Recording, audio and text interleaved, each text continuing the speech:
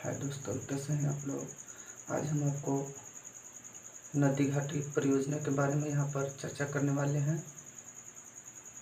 जो बहुउद्देशीय परियोजना होती है नदी में, उसके बारे में आज मैं यहाँ पे आपको पूरा डिटेल बताऊंगा। जैसे कि मान लीजिए कि एक नदी है, परियोजना कैसे होता है उसके बारे में मैं आज बता रहा हूँ। यह मान लीजिए कि नदी बह रही है, यहाँ पे कोई बांध बना दिया गया। ये मान लीजिए कि बांध बना दिया गया। मोहम्मदगंज में आप लोग बैराज देखे ही होंगे। सोन नदी इधर से कोयल नदी है और एक बैराज बना दिया गया है। और बैराज का क्या नाम है, कुछ नाम धर दिया गया होगा बैराज का। तो बैराज जो बना दिया गया, पानी को तो यहाँ पे स्टॉक कर लिया गया। तो इससे जो इधर उधर के जो क्षेत्र होंगे, ठीक है, यह कहलाएंगे इससे लाभान्वित क्षेत्र। जैसे कि मान लीजिए कि ये जपला कहाड़ी नदी है, बक्सी स्कूल के पास बांध बना दिया गया। तो जपला के जो भी क्षेत्र होगा, मान लीजिए कुकही, हैदरनगर, उधर, तो उधर जितना भी क्षेत्र होगा वह कहलाएगा उससे लाभान्वित राज्य। ऐसा लाभान्वित राज्य क्यों कहलाएगा? क्योंकि उसका विस्तार है, यहाँ तक मान लीजिए उसका विस्तार होगा तो उससे वो लाभ उठाएगा। तो अब बांध बांधने से क्या क्या फायदा हो सकता है, सो आप देखिए यहाँ पे। पहला तो सिंचाई का उत्तम प्रबंध होगा, बाढ़ का नियंत्रण कर सकते हैं, जल विद्युत हम लोग उत्पादन कर सकते हैं, उसमें नौका चला सकते हैं, नौकायन चला सकते हैं, नौका विहार का हम लोग आनंद उठा सकते हैं, उसमें हम लोग मछली पाल सकते हैं, ठीक है। उसमें वन्य जीव संरक्षण के दृष्टि से बहुत उपयोगी होगा। अगर हम लोग पानी को इकट्ठा करके रखते हैं, उसमें बहुत तरह के जलीय जीव पाए जाते हैं, तो उसमें जल जीवन के लिए भी बहुत अच्छा, उसमें मतलब उसमें इंक्रीजमेंट होगा, जो भी जलीय जीव रहते हैं उनके। तो और मृदा संरक्षण, इस पर भी हम लोग काबू कर सकते हैं। जैसे कि मैंने एक बांध बनाया हुआ है, तो बाढ़ आएगा तो बाढ़ से नियंत्रण हो जाएगा। पहले नंबर, आप लोग सीधा सीधा समझिए कि ये जो आपका बांध है, तो बांध बना है यहाँ पर, ये जो बांध बना है, सीधा सीधा समझिए कि बांध बनाए हैं हम लोग, तो अगर डायरेक्ट पानी उधर से आएगा तो ये तो रोक लेगा, हाँ या ना, रोक लेगा। पहला बाढ़ का नियंत्रण कर लेगा। अब इधर जो हमारे जपला का पूरा जो क्षेत्र है, ये हरही नदी पर मैंने डैम बना रखा है यहाँ पर। तो पूरा क्षेत्र, आसपास के क्षेत्र जो भी होगा, यहाँ पर सिंचाई की व्यवस्था तो उपलब्ध होगी पूरा भरपूर मात्रा में। अगर खूब अच्छा डैम रहा, अगर खूब हरही नदी में खूब अच्छा से पानी आता रहा, तो हम यहाँ पे एक प्रोजेक्ट भी लगा सकते हैं, बिजली उत्पादन भी कर सकते हैं, ठीक, मछली पालन कर सकते हैं। तो ये होता है। चलिए, इसके बाद हम चर्चा करने वाले हैं ये जो परियोजना है ये कैसा कब आया आपका, यहाँ पर देखते हैं। देखिए, इसे 1948 में दामोदर नदी घाटी निगम गठित किया गया था। एक समूह बनाया गया, गठित किया गया, इस परियोजना को शुरू किया गया था, ठीक है। आपके जो पहले प्रधानमंत्री हुए जवाहरलाल नेहरू, वो शुभारंभ किए थे। दामोदर घाटी निगम के नाम से इन्होंने स्टार्ट किया था, ठीक है। इसे जवाहरलाल नेहरू ने नदी घाटी परियोजना को आधुनिक भारत का मंदिर कहा। क्या कहा? आधुनिक भारत का मंदिर कहा। इसकी शुभारंभ कब हुई? 1948 में। कौन सी नदी पर हुई? तो दामोदर नदी पर। तो दामोदर नदी पर है, तो जाहिर सी बात है कि दामोदर घाटी परियोजना सबसे पहला आया आपका, दामोदर घाटी परियोजना। तो उसी से निगम बना दिया गया, ठीक है। दामोदर घाटी निगम, एक टीम गठित किया गया, ठीक है, और परियोजना को शुरू किया गया।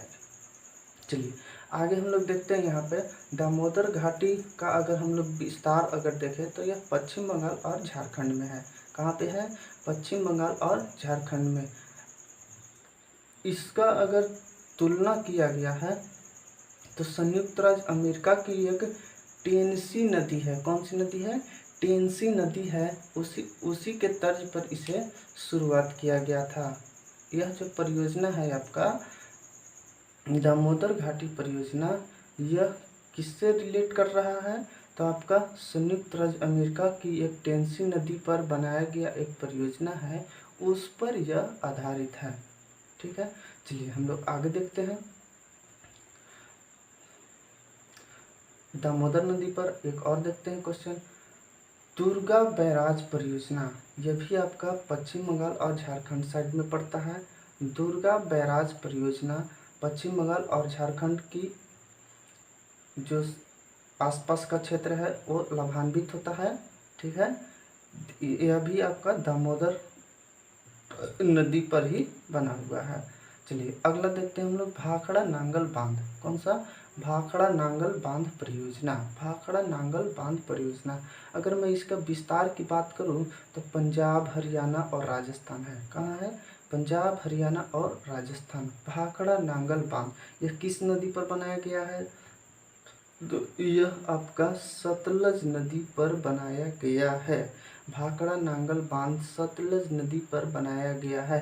अगर मैं इसका विस्तार की बात करूं तो पंजाब, हरियाणा, राजस्थान। कहाँ? पंजाब, हरियाणा और राजस्थान। इसकी सबसे बड़ी बात है, यह बात है कि यह भारत की सबसे बड़ी परियोजना है। भारत की सबसे बड़ी परियोजना आपका भाखड़ा नांगल बांध परियोजना है। कौन सी है? भाखड़ा नांगल बांध परियोजना है। यह भारत का सबसे ऊंचा बांध है। भाखड़ा नांगल बांध जो है आपका भारत का सबसे ऊंचा बांध है। ठीक है, विश्व का यह दूसरा स्थान रखता है ऊंचाई के मामले में। ऊंचाई के मामले में अगर बात किया जाए तो भारत का पहला और विश्व में यह दूसरा है। चलिए अगला आगे बात करते हैं। यह जो आपका भाखड़ा नांगल बांध है, इसके पीछे एक सागर है। जैसे मान लीजिए आप यहाँ पे जलाशय है, सागर के नाम से भी जाना जाता है। यहाँ पे एक डैम बना दिया गया, यह आपका भाखड़ा है, भाखड़ा नांगल बांध है। यह आपका सतलज नदी है, पानी आकर के स्टोर हो गया तो यह एक जलाशय का रूप ले लिया। इसी का नाम धर दिया गया गोविंद सागर जलाशय। कंफ्यूज मत होइएगा, एक तो है गोविंद बल्लभ पंत सागर। ठीक है, यह है केवल गोविंद सागर जलाशय। ठीक है, जो आपका हिमाचल प्रदेश में पड़ता है। भारत का कृत्रिम झील आपका गोविंद बल्लभ पंत सागर जो भारत का सबसे बड़ा है, वह रिहंद नदी पर है। ठीक है, कंफ्यूज मत होइएगा यहाँ पर। अभी मैंने बताया आपको गोविंद सागर जलाशय। मैंने आपको झील वाला टॉपिक में बताया था कि बांध बनाने से और पानी का स्टोर हो जाने से जो गड्ढा टाइप का शेप ले लेता है और उसमें बहुत सारा पानी आ जाता है, बहुत ज़्यादा मात्रा में पानी इकट्ठा हो जाता है, वो आपका लेक कहलाता है। और बांध बनाने से भी पानी इकट्ठा होता है, गड्ढा टाइप का आकार ले लेता है। ठीक है, झील का जैसे मैंने एग्जांपल आपको बताया था कि कोई भी चीज़ है, गड्ढा बन गया, वहाँ पे पानी जम गया। जैसे कि आप लोग पोखरा देखते होंगे, पोखरा, अहरा ये सब देखे होंगे, तो उसमें क्या होता है, हम लोग के लिए वही आपका अहरा पोखरा ही झील मान लीजिए कि वो भी एक गड्ढा है, उसमें बरसात के दिन में पानी आया और जम गया। ठीक है, तो वो आपका झील हो गया। तो यहाँ पर भी बांध बनाने से भी यहाँ पर एक जलाशय का निर्माण होगा, आप उसे झील कह सकते हैं। यह क्या होगा? तो मानव द्वारा निर्मित झील कहलाएगा। झील वाला टॉपिक में मैंने बताया था आपको कि झील कृत्रिम भी हो सकते हैं, प्राकृतिक भी हो सकते हैं। प्राकृतिक में कैसे कैसे हो सकते हैं, जैसे कोई मीठा पानी का झील हो सकता है, कोई खारा पानी का झील हो सकता है, कोई क्रेटर द्वारा निर्मित झील हो सकता है, कोई ज्वालामुखी द्वारा निर्मित झील हो सकता है, बहुत सारा मैंने बताया है वहाँ पे। तो यह जो यहाँ पे बनेगा, बांध के बनाने से जो झील बनता है या जलाशय, जो वहाँ पे जल बहुत ठहराव सा हो जाता है जल का, उसी को बोला जाता है कृत्रिम झील के नाम से जाना जाता है, हम लोग यहाँ पे जानते हैं। तो यहाँ पे जो आपका भाखड़ा नांगल बांध से जो बना हुआ है जलाशय, जो वहाँ पे जल स्टॉक हो गया है, उसका नाम है गोविंद सागर जलाशय, जो आपका हिमाचल प्रदेश में पड़ता है। दूसरा, रिहंद बांध परियोजना, यह रिहंद नदी पर है। रिहंद नदी से एक क्वेश्चन और आप लोग याद रखिएगा कि रिहंद नदी जो है ना, सोन की सहायक नदी है। सोन की सहायक नदी आपका रिहंद नदी है। तो रिहंद नदी पर एक बांध बनाया गया है, ठीक है।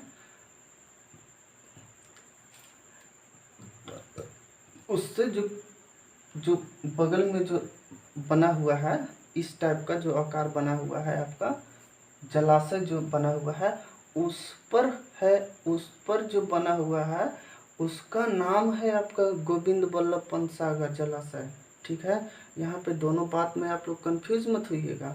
एक का नाम है गोविंद सागर जलाशय और एक का नाम है गोविंद बल्लभ पंत सागर जलाशय। तो मैंने अभी जो आपको यहाँ पे समझाया, भाखड़ा नांगल बांध जो बना हुआ है सतलज नदी पर, उससे जो बना हुआ है झील, उसका नाम है गोविंद सागर जलाशय।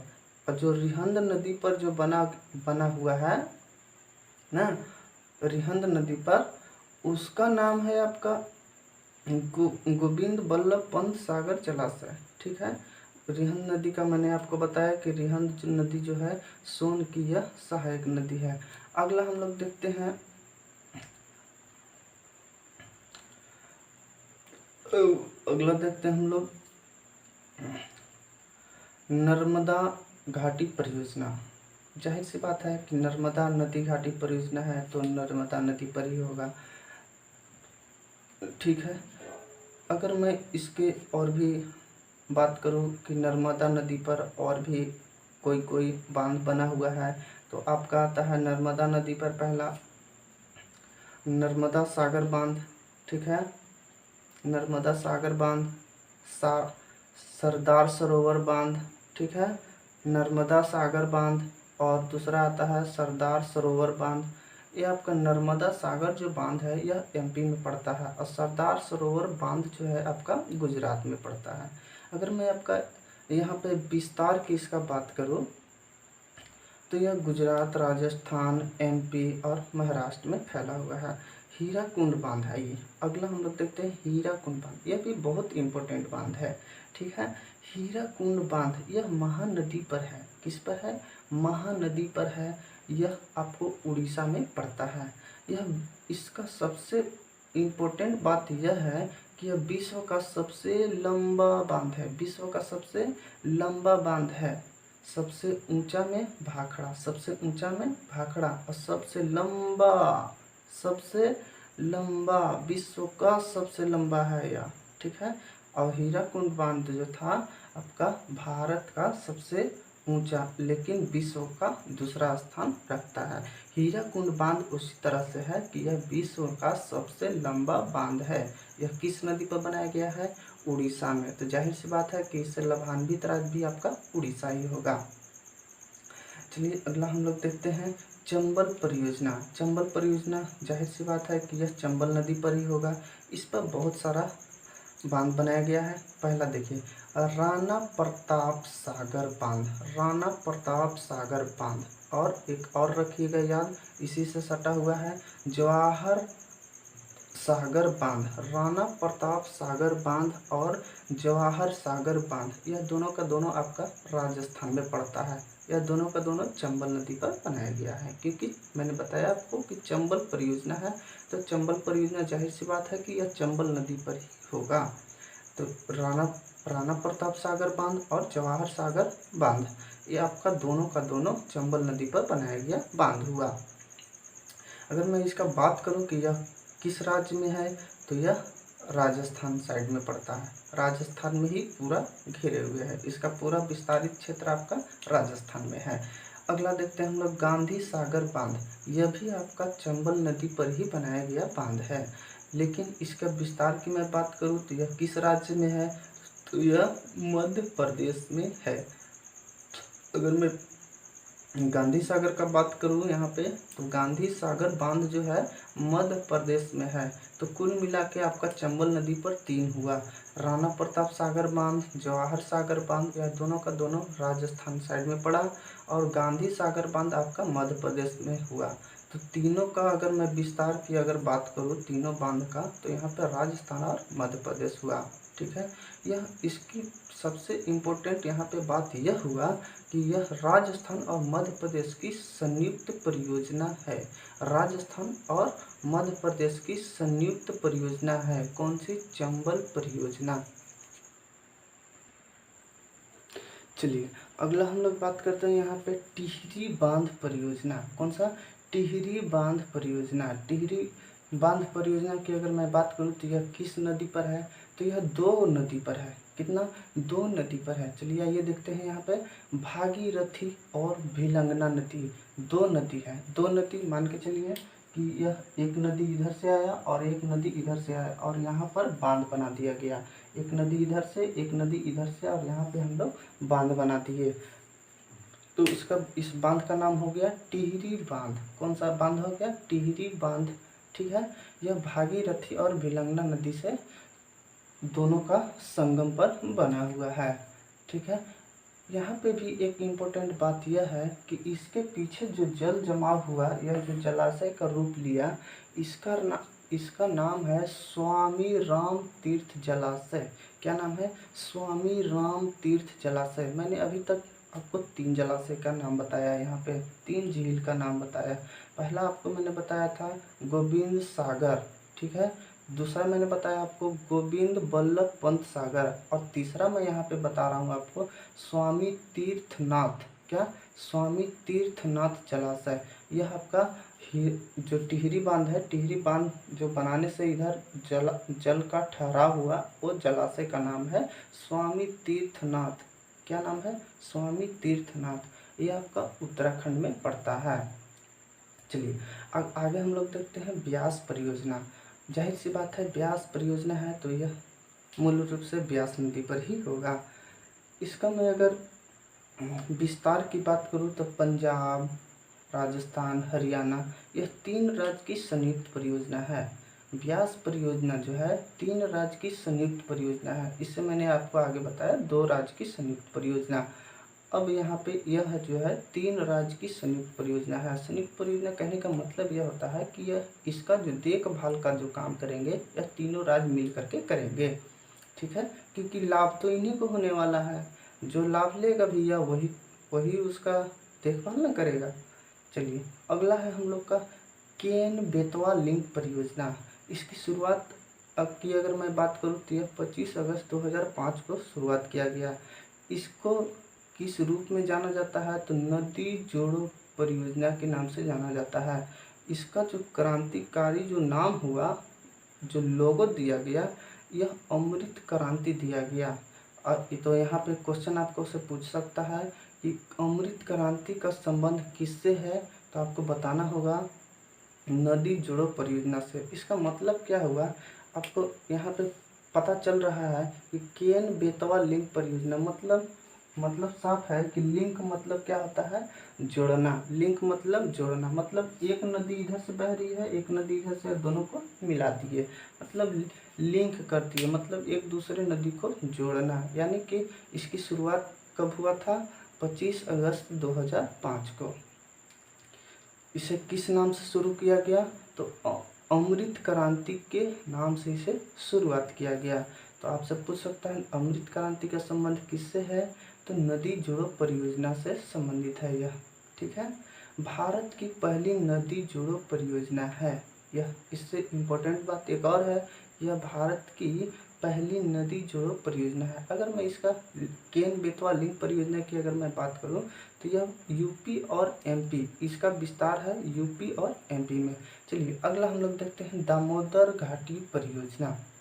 मैंने आपको शुरू में बताया था कि शुरुआत किया गया था। आगे अब हम लोग फट देखते हैं जल्दी जल्दी। दामोदर घाटी परियोजना की अगर मैं यहाँ पे बात करूँ, दामोदर घाटी परियोजना की अगर मैं बात करूँ तो यहाँ पे 2 गो बांध बहुत फेमस है, आप लोग को याद रखना है। कौन कौन बांध है? पहला दामोदर घाटी नाम है परियोजना का, तो जाहिर सी बात है कि यह दामोदर घाटी पर ही होगा। ज़्यादातर ऐसे आपको परियोजनाएं मिलेंगी जो उसी नदी के आधार पर होता है, या ज़्यादातर ऐसा भी बांध आपको मिलेगा कि जो है परियोजना का नाम या जो है बांध का नाम वही नदी का भी नाम है, उसी नाम से रख दिया जाता है। लेकिन आपको मैं यहाँ पे वैसा वैसा क्वेश्चन नहीं कराऊंगा, अलग अलग टाइप का यहाँ पे मैं क्वेश्चन कराऊंगा, ठीक है। कुछ कुछ वैसा भी कराऊंगा जो इम्पोर्टेंट होगा। जैसे मान लीजिए अभी मैंने बताया आपको दामोदर घाटी परियोजना, तो जाहिर सी बात है कि दामोदर नदी पर ही होगा। तो इसका विस्तार मैंने बताया था आपको पश्चिम बंगाल और झारखंड। इस अब दूसरा आइए, दुर्गापुर बैराज। दुर्गापुर बैराज मैंने क्या बोला, दुर्गापुर बैराज, यह भी आपका दामोदर नदी पर है। यह आपका डिफिकल्ट है, ठीक है। जैसे मैंने बताया दामोदर घाटी परियोजना जो है, दामोदर घाटी बांध जो है, यह दामोदर नदी पर है। तो दामोदर से तो दामोदर आ रहा है, तो यहाँ पे तो कन्फ्यूजन नहीं होगा। लेकिन अब कन्फ्यूजन होगा, दुर्गापुर बैराज यह किस नदी पर है पूछेगा, तो आपको बताना होगा यह भी दामोदर नदी पर है, ठीक है। जो इससे यह अलग हुआ आपका क्वेश्चन, ठीक है ना। तो मतलब कहने का मतलब है कुछ कुछ ऐसे भी बांध होते हैं जो उसी नदी के आधार पर नाम उसका नामकरण कर दिया जाता है। लेकिन जो जो डिफिकल्ट होंगे उसको आपको ध्यान में रखना होगा, जैसे मैंने अभी आपको बताया। अब आते हैं दुर्गापुर जो बैराज है, यह आपका दामोदर नदी पर हुआ, ठीक है। इसका भी विस्तार कहाँ है, तो पश्चिम बंगाल और झारखंड है। जैसे दामोदर घाटी परियोजना का जहाँ था वहीं उसका भी है, ठीक है। दुर्गापुर बैराज का उपनाम भी याद रखिएगा, इसका उपनाम अभी नया नया आया है, कनाडा बांध। क्या नाम है, कनाडा बांध।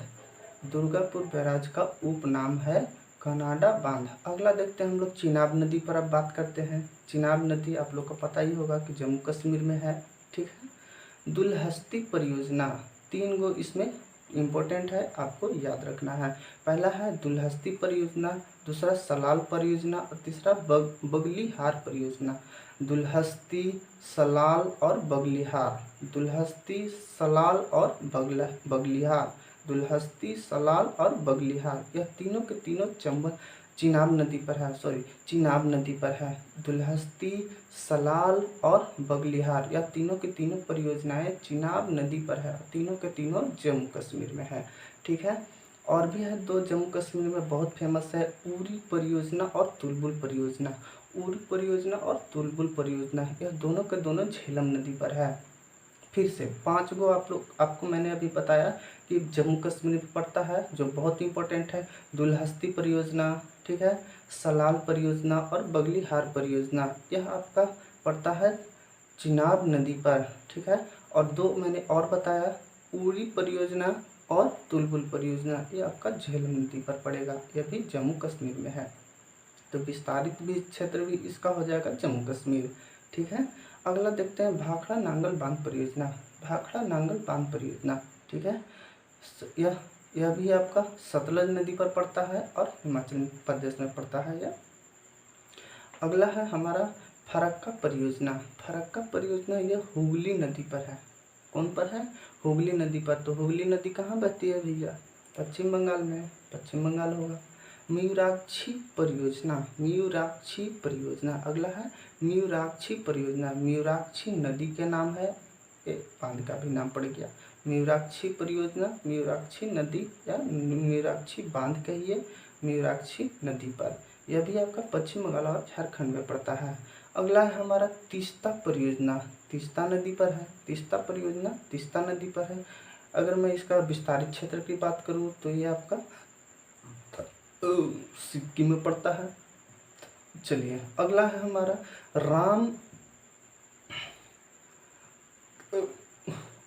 रामगुंड परियोजना। क्या है, रामगुंड परियोजना, यह आपका गोदावरी नदी पर है, बहुत इंपॉर्टेंट है।